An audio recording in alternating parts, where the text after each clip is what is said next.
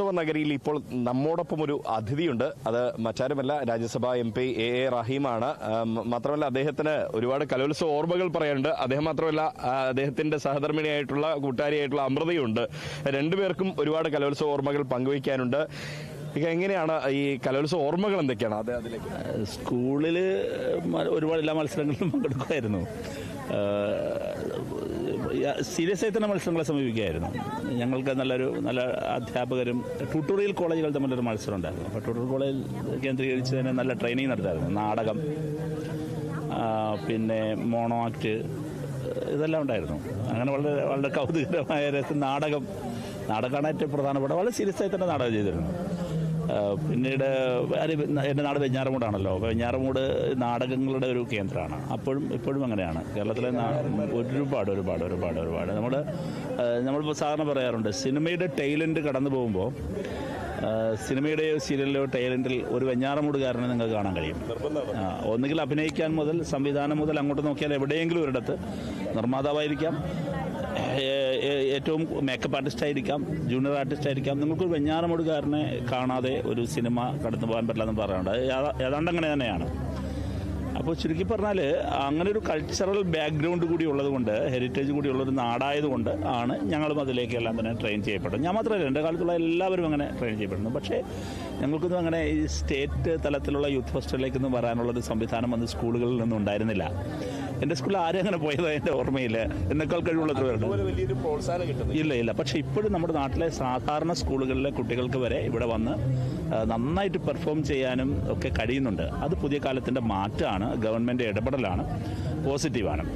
പക്ഷെ പിന്നീട് state level youth ഫെസ്റ്റിവലിലേക്കെല്ലാം പോകാൻ തുടങ്ങുന്നത് യൂണിവേഴ്സിറ്റി ലെവൽ യൂത്ത് ഫെസ്റ്റിവലിലാണ്. യൂണിവേഴ്സിറ്റി കോളേജിൽ പഠിക്കാൻ വന്നതിന് ശേഷമാണ്.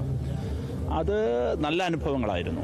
അതും തിയേറ്റർ ഇവൻറ്റുകളായിരുന്നു പ്രധാനമായിട്ടായിരുന്നു. സ്കിറ്റ് പോലുള്ള തിയേറ്റർ ഇവൻറ്റും മോണോ ആക്റ്റും ഒക്കെ ആയിരുന്നു. നാടകം, ഇതൊക്കെയായിരുന്നു നമ്മുടെ ഒരു ഏരിയ. ഇല്ല, പാടുന്നാൾ ഇവിടെ ഉണ്ട്. അല്ല, ഞാൻ അതറിയാം. ചേച്ചി, ഒരു 2 വരി നമുക്ക് വേണ്ടി പാടണം. അത് വേണം. അതൊന്ന് സ്റ്റോക്ക് എടുക്കാം. അപ്പോഴത്തേക്ക് ഞാൻ മറ്റു വിശേഷങ്ങൾ ചോദിക്കാം അതിനിടയിൽ. പിന്നെ മാധ്യമരംഗത്തേക്ക് വന്നപ്പോ റിപ്പോർട്ടറായിട്ട് വന്നോ? റിപ്പോർട്ടറായിരുന്നു. ഇപ്പൊ കൈരളിക്ക് വേണ്ടി ഞാൻ റിപ്പോർട്ട് ചെയ്തു. ഇങ്ങനെയല്ല, സംസ്ഥാന സ്കൂൾ കലോത്സവം നേരത്തെ റിപ്പോർട്ട് ചെയ്തോ? ഇല്ല, state school youth festival report ചെയ്തിട്ടില്ല. യൂത്ത് ഫെസ്റ്റിവൽ സംഘടിപ്പിച്ചിട്ടുണ്ട്. കേരള സർവകലാശാല യൂണിയന്റെ യൂത്ത് ഫെസ്റ്റിവൽ, ഞാൻ സർവകലാശാല യൂണിയന്റെ ചെയർമാൻ ആയിരുന്നു. പക്ഷെ ദൗർഭാഗ്യവശാൽ ആ കാലത്ത് അന്ന് യൂത്ത് ഫെസ്റ്റിവൽ ഉണ്ടായിരുന്നില്ല, ഒരു പ്രത്യേക സാഹചര്യം വന്നിട്ട്. എന്നാൽ അതിനുശേഷം SFI ലീഡറായിരിക്കുന്ന സന്ദർഭത്തിൽ ഒരു Kerala university youth festival host ചെയ്തിട്ടുണ്ട്.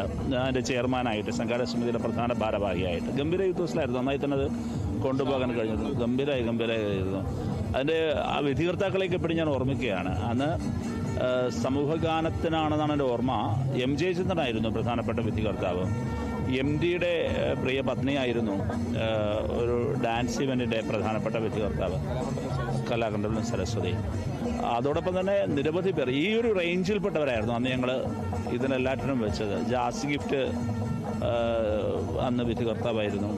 വളരെ ആ ലെവലിലുള്ള ആളുകളെ മാത്രം വെച്ച് വിധികർത്താവ്, ഒരു പരാതിക്കും ഇവിടെ വരാതെ ഗംഭീരമായ കലോത്സവം നടത്തിയ ഓർമ്മയുണ്ട്. ഉഷാറായി നടത്തി. ഇത് ചേച്ചി ഇപ്പോഴും സേഫ് അല്ല അമൃതേച്ചി. ഒന്ന് പാട്ട് പാടല്ലോ നമുക്ക്. ഞാനൊരു നാടകഗാനമാണ് നേരത്തെ. വെള്ളാരം കുന്നിലെ പൊന്മൂളം കാട്ടിലെ പുല്ലാങ്കുഴലുതും കാറ്റേവാ. വെള്ളാരം കുന്നിലെ പൊന്മൂളം കാട്ടിലെ പുല്ലാങ്കുഴലുതും കാറ്റേവാ. കതിരണിപ്പാടത്ത് വെയിൽമൂത്ത നേരത്ത് കുളിരും കൊണ്ടോടിവാ കാറ്റേവാ. കതിരണിപ്പാടത്ത് വെയിൽമൂത്ത നേരത്ത് കുളിരും കൊണ്ടോടിവാ കാറ്റേവാ. വെള്ളാരം കുന്നിലെ പൊന്മുളം കാട്ടിലെ പുല്ലാങ്കുഴലുതും കാറ്റേവാ. സത്യം ഈ കതിരണിപ്പാടത്തിന് ഒരുപാട് കലകളുടെ കാറ്റുണ്ടാവട്ടെ അല്ലേ. എങ്ങനെയാ കലോത്സവ ഓർമ്മകൾ എങ്ങനെയാ? സംസ്ഥാന സ്കൂൾ കലോത്സവ വിജയിയായിരുന്നു തുടർച്ചയായി 3 വർഷം. ഹൈസ്കൂളിലും ഹയർ സെക്കൻഡറി വിഭാഗത്തിലും സംസ്ഥാന സ്കൂൾ കലോത്സവ വിജയിയായിട്ടുണ്ട്. കാവ്യകേളി എന്ന് പറയുന്ന ഒരു മത്സര ഇനമായിരുന്നു എൻ്റെത്. അക്ഷരശ്ലോകം പ്രസംഗവും ഒക്കെ ജില്ലാതലം വരെ പലപ്പോഴും സെക്കൻഡും അങ്ങനെയൊക്കെ വന്നിട്ടുണ്ട്. പക്ഷേ സംസ്ഥാന കലോത്സവത്തിൽ കാവ്യകേളിയായിരുന്നു ഇനം.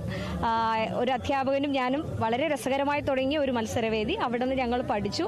ഇന്ന് ഞങ്ങളുടെ ആ സദസ്സ് അക്ഷരശ്ലോക സദസ്സിന്റെ 20 വർഷം തികയാണ്. ഈ വർഷവും എൻ്റെ അധ്യാപകൻ 4 വിദ്യാർത്ഥികളുമായി വ്യത്യസ്ത ജില്ലകളിൽ നിന്ന് വരുന്നുണ്ട്. സാറ് ഹയർ സെക്കൻഡറി അധ്യാപകനാണ്. ഇപ്പോൾ സുനിൽ കുമാർ എന്നാണ് പേര്, കടയ്ക്കൽ സ്വദേശിയാണ്. അപ്പോൾ സാറിൻ്റെ ആദ്യത്തെ വിദ്യാർത്ഥി എന്ന നിലയിൽ ഒരുപാട് അഭിമാനവും സന്തോഷവും തോന്നും. പിന്നെ കലോത്സവത്തിൽ പങ്കെടുക്കാത്ത ഗ്രൂപ്പ് ഇവന്റുകളിൽ മിക്കവാറും മെയിൻ പാടാനും ഒക്കെ ആയിട്ട് പോയിട്ടുണ്ട്. എൻ്റെ ഒരു പ്രധാന ഇനം ഒപ്പനപ്പാട്ടിന്റെ മെയിൻ സിംഗർ ആയിരുന്നു എന്നുള്ളതായിരുന്നു ഒരു സമയത്തെ ഒരു ടാഗ് തന്നെ. അതൊന്നും ഓർമ്മയില്ല. ഇല്ല ശരിക്കും ഒന്നും ഓർമ്മയില്ല. അതാ പ്രശ്നമല്ല. ഇവര് കൈകൊട്ടും അല്ല വേറൊന്നും അല്ല. അത് ഒരു വരിയും അങ്ങനെ തെറ്റാതെ ഓർമ്മയില്ല. തെറ്റിച്ച് പാടുമ്പോൾ അവർക്ക് വിഷമം. എന്നെ പഠിപ്പിച്ച അധ്യാപകർ ഇന്നും ഈ സ്കൂൾ കലോത്സവത്തിൽ ഒപ്പന പഠിപ്പിച്ച് വരുന്നുണ്ട്. അത് പലരും ഇന്ന് കോണ്ടാക്ട് ചെയ്യാറുണ്ട്. മക്കളെ വരുന്നുണ്ട്, നിങ്ങൾ ഞങ്ങളുടെ കുട്ടികളെ വന്ന് കാണണം, പ്രോത്സാഹിപ്പിക്കണം എന്നൊക്കെ പറയാറുണ്ട്. അപ്പൊ ഞങ്ങളെയൊക്കെ ഓർത്തിരിക്കുന്ന ആ മാഷന്മാർ ഓർത്തിരിക്കുന്നതിലും വലിയ സന്തോഷമല്ലേ. അതിൽ വലിയ അഭിമാനം വേറൊന്നുമില്ല. അല്ല നമുക്കൊരു വൈബ് ഉണ്ട്. എല്ലാരും ഒന്ന് വന്നിട്ടേ ഒരു ഒപ്പന പാടും. എല്ലാരും മേഘന വരൂ, എല്ലാരും ഒരു പാട്ട് പറഞ്ഞ് ഏതെങ്കിലും ഒന്ന് പാടും. എനിക്കൊന്നും ഒപ്പനപ്പാട്ടില് ഏതാ ഏതാ മധുവർണ പൂമോളല്ലേ മധുരപാതീനേഴിൽ ലങ്കി മാറിയുന്നോളെ ലങ്കി മാറിയുന്നോളെ ലങ്കി മാറിയുന്നോളെ ലങ്കി മാറിയുന്നോളെ ലങ്കി ലങ്കി ലങ്കി ഇതുപോലെ ഇനി നമുക്ക് ലങ്കി പറയാം അല്ലേ. അപ്പൊ താങ്ക് യു. അപ്പൊ മറന്നുപോയോ. ഓക്കെ.